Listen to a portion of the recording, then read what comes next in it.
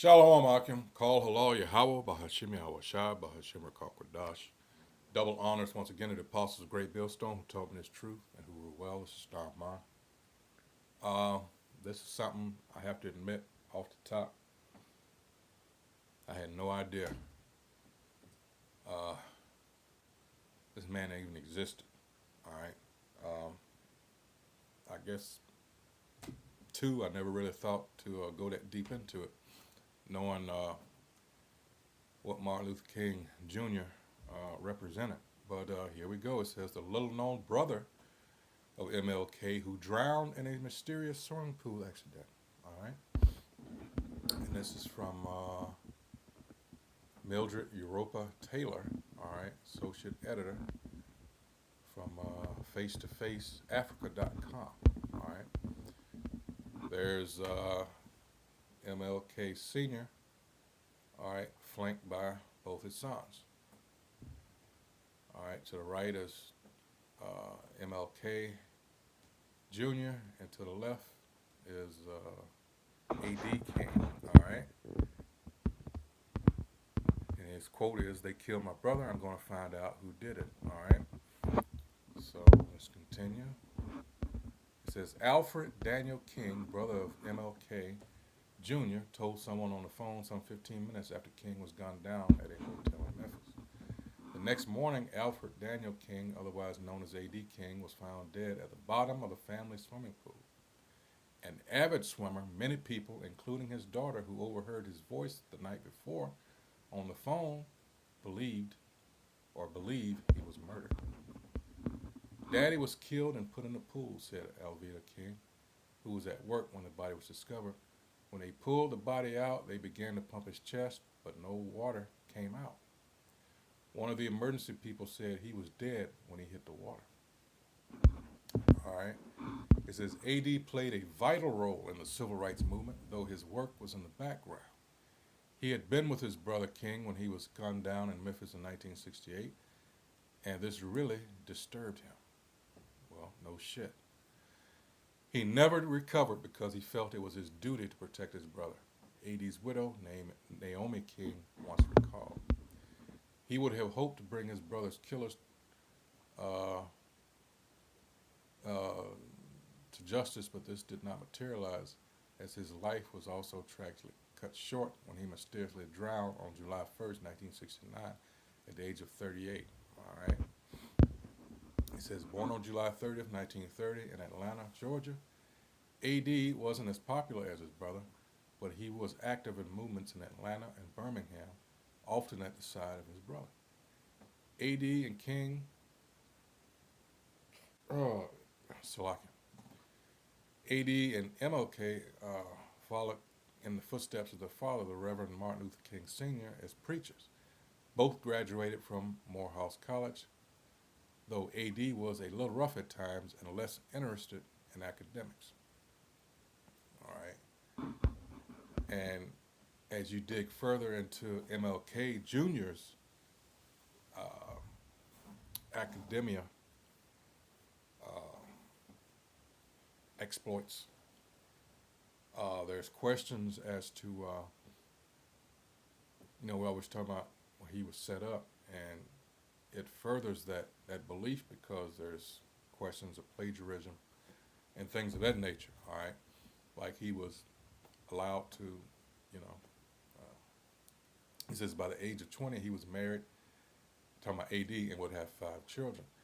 Though in his early years he was strongly against his father's ministerial work, he eventually ended up as a minister, pastoring churches near Birmingham and in Louisville, Kentucky.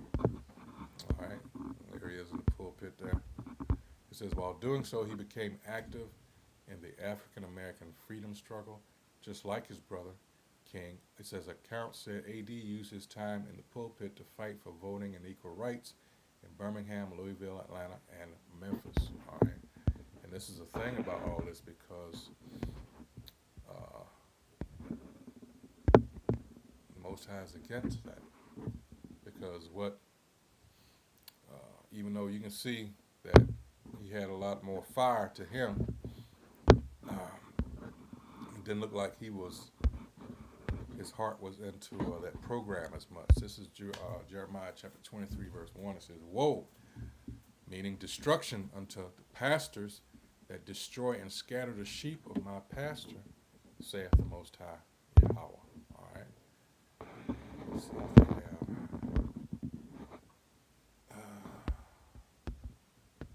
Let's see.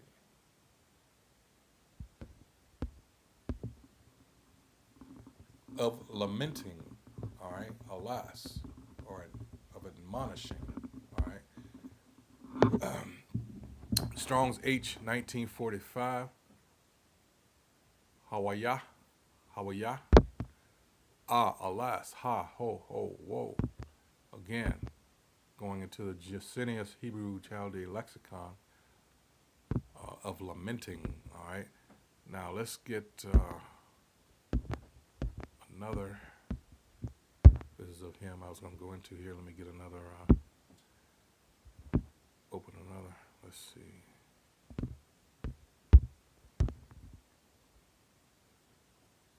Whoa. Let's go to Miriam. Used to express grief, regret, or distress.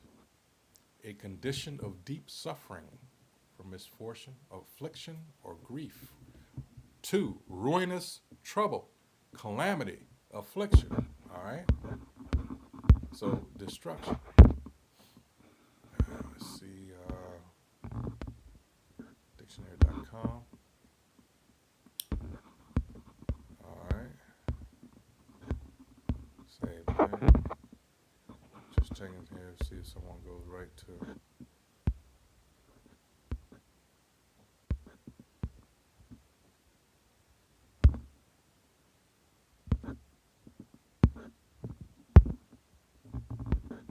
Well, let's see. Cambridge. All right.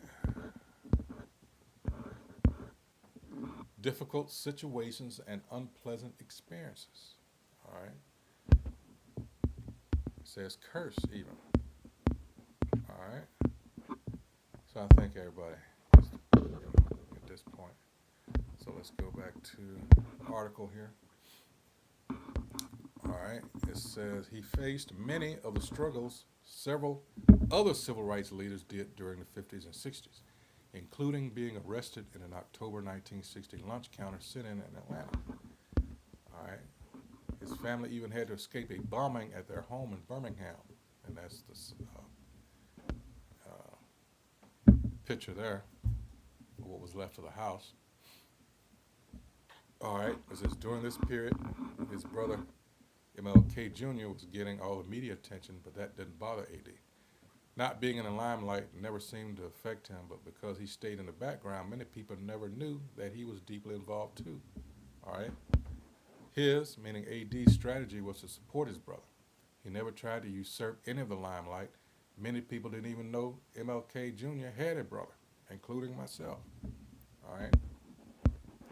Becoming known as a master strategist in the civil rights movement, many thought that he would take over the Southern Christian Leadership Conference when his brother was killed, but he didn't show any interest in taking his brother's position. But you better believe that the people that did him in believe that, all right? And they wanted that to end with MLK's, since he turned, bit the hand that fed him, more or less, said no. AD went ahead with his civil rights work and began moves to find out who was behind his brother's killing, but he also suspiciously died. The truth behind his mysterious death may never be known. Nevertheless, his life had meaning and it had purpose. People need to understand the sacrifice he made for civil rights and liberties that we now enjoy. I think we, as African Americans, which we're not, or Israelites, have archived of our own history, and his story has largely not been told. All right.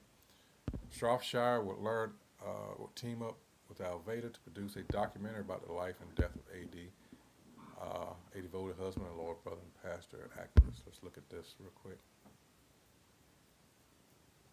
I'm not going to play it all, but of course I put the link. The Reverend A.D. Williams King was born in 1930 to Dr. and Mrs. Martin Luther King Sr. All of a sudden, I looked at my picture window and I noticed it had begun to crack. I didn't hear anything, I didn't see anything, but I noticed my picture window began to crack. And simultaneously, my husband came up from the bedroom, and by the time we got to the middle of our home, the second bomb hit. World War II veteran named Roosevelt Tatum, who introduced himself, said he lived in the neighborhood and asked if he could come in. He would like to talk with them. Martin Luther King Jr. believed in nonviolence. He did love his neighbor as himself. I'm proud of the fact that we have people like A.D. and others in the movement who gave their lives and their capacity for thought and perspective and vision to the movement. And I think that it would be good for America and the world to see what he was able to accomplish with the help of God in his own right. Like his brother and other members of his family, was deeply committed to end segregation. He was more radical than what you would think. I'm going to stop it right here. Of course, like I said, I'll provide the link to this. You can watch it, at your own pleasure. All right. Wow. These guys will never, those old heads there will never admit, or probably don't even know, that they were just puppets. All right.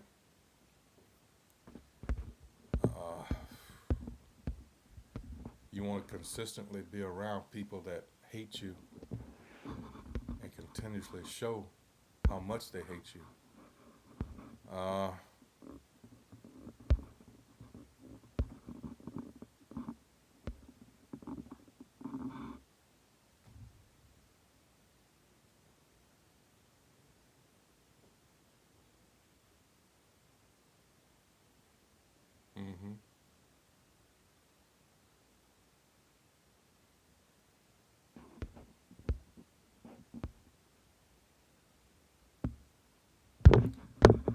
Yep.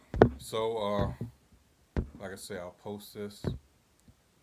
Let me continue in Jeremiah. Because, whoops, what did I go there for? Our people fail to realize that this doctrine that, in particular, these people like to revere MLK Jr. so much, and then fail to realize he was set up. Most of this, especially this doctrine that you get from, and all flows from the Catholic Church, and that in itself is the false prophet. It's like wink, wink. So this is something that tells you to love your enemy, and you're not understanding what that means, all right? This doctrine that has been passed down and is given to us, this slave doctrine, all right, has fucked our people up. This is Jeremiah 23, and as a penalty for this, there is a penalty for this, all right? And this is why, anyway, Jeremiah 23:1, it says, "Woe or destruction be unto the pastors that destroy and scatter the sheep of my pasture, saith the Most High Yahweh. Therefore, thus saith the Most High Yahweh, the power of Israel," not everyone else, "of Israel, against the pastors that feed my people, ye have scattered my flock and driven them away," because you haven't been teaching what I wanted you to teach my people. You're teaching the enemy's doctrine, which is these Edomites, these so-called white people. They don't know the history behind how these people came back into power after being put down so low and ruled over our people for approximately 1,000 years. When you get into the Byzantine Empire and the Moors, all right, who were our people, who were Israelites that just converted to Islam under the force of the sword, all right? And then these so-called white people, these Edomites that came back into power after the Renaissance era, what's the first thing that they did? They put up their images. They said the people of the Most High were now lepers, clean lepers. All right?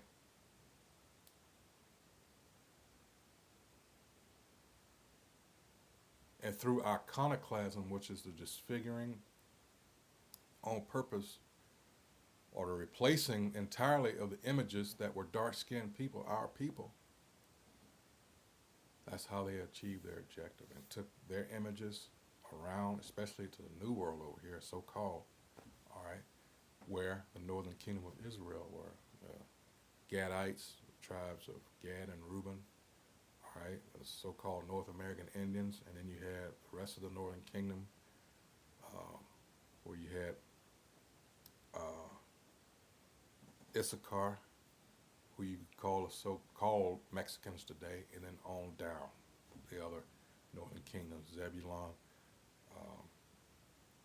Manasseh over in Cuba, in the Dominican so-called Republic in Haiti, you had Levi, one half, and then you had Simeon, the other half. Then you had Ephraim, so-called Puerto Ricans, and then on the various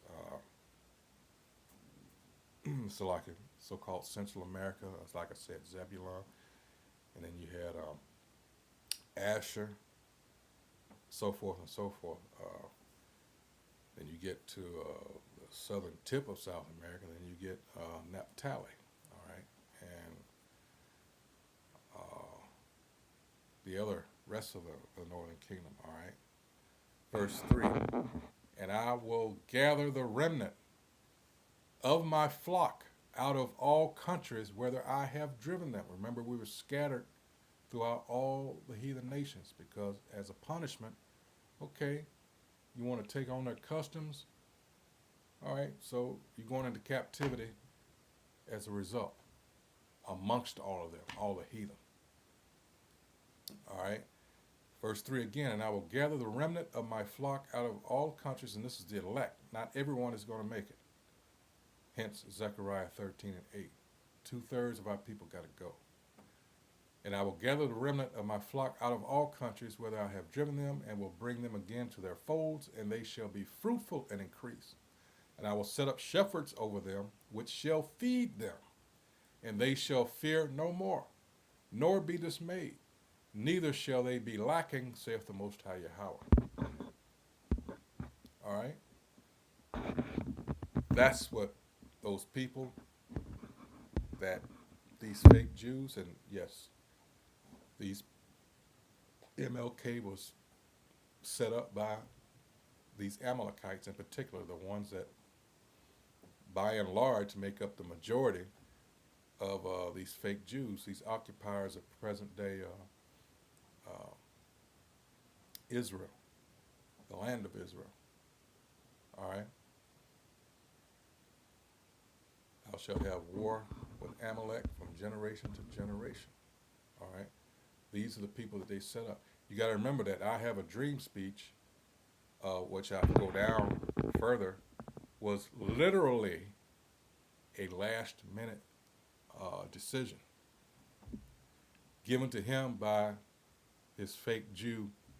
I don't know if you call him a handler, but what was his name? Stanley Levinson. All right, that was literally last minute. So you got to figure why. All right. Let's see. Jeremiah 23 and 25. I have heard what the prophets said that prophesy lies in my name, saying, I have dreamed, I have dreamed, I have a dream. How long shall this be in the heart of the prophets that prophesy lies? Yea, they are prophets of the deceit of their own hearts. 27, which think to cause my people to forget my name by their dreams, which they tell every man to his neighbor. What? To forget my name. His name is not God. His son's name is not Jesus. And they push forth this prosperity doctrine that have led our people to being caught up in a, what's the word? A pursuit for wealth that's literally killing them. Because at the end of the day, it's, what is it all for? It's pointless. Because there's money that you're killing each other over and you're killing yourselves over to get. It's not worth anything when you understand the money system and what true money is. All right? Our people are just fucked up. All right, so for time's sake, I didn't mean for it to go on this long, but wow, once again, this is the article. It says the little known brother of MLK who drowned in a mysterious swimming pool accident from face2faceafrica.com. All right. So, wow. I hope whoever sees this is edified. And with that, once again, call halal Yahweh, Bahashem Yahushua, Bahashem Rikakwadash. Once again, double honors to the apostles of Great Millstone, all right, who taught me this truth and who rule well, all right. Salutations to the Akim out there on the highways and byways, pushing this truth in all honesty and sincerity, trying to wake up the hopefully late, all right. So with that, once again, Shalom, Abba Baba.